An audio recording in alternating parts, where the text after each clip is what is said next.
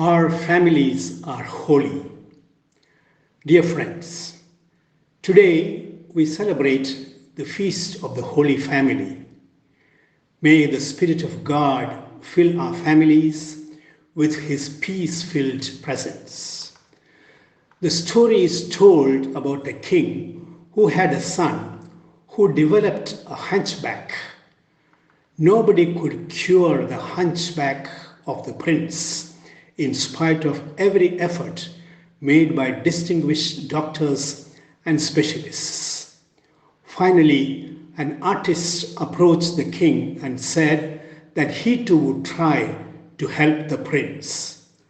As the king was desperate, he was willing to take help from any source and gave the artist a chance.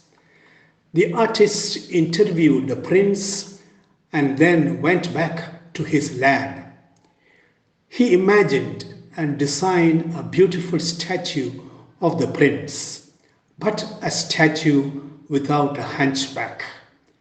He placed the statue in the middle of the garden, which the prince would frequently visit. The prince was attracted to that statue by an inner power. He looked at it for a long time daily.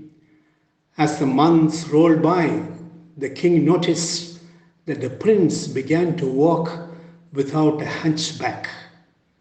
The statue stimulated the real prince hidden behind the hunchback and was made well.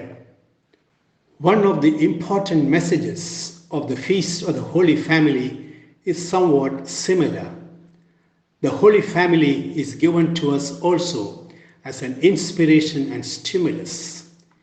Hidden within the secret of every family is the God of holiness. We see very many families trying to live a spiritual life, but no family is a perfect family, since all families are made up of not angels, but weak human beings. We see lots of fragility and brokenness in our family relationships.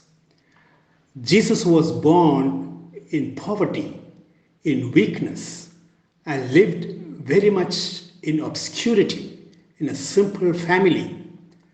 The perfection which the world looks for, they do not possess, yet it is holy. The words of the Lord addressed to Paul in 2 Corinthians chapter 12, verse 8 are very apt. My grace is sufficient for you, for power is made perfect in weakness.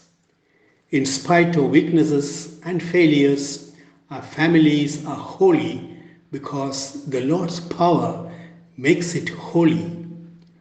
While we still strive with the grace of God to overcome the weaknesses and the challenges that the families face, let us never give in to discouragement and self-depreciation.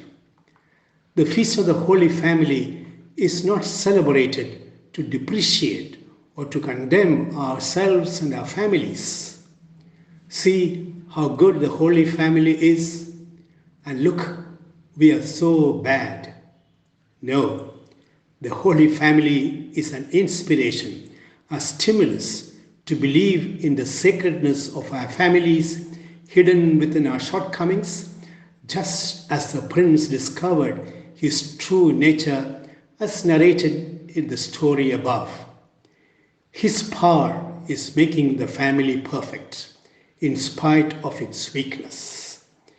May the Holy Family be an inspiration for us to be alive to the presence of Jesus in our families through forgiving and caring relationships, simplicity of life, and dedicated work.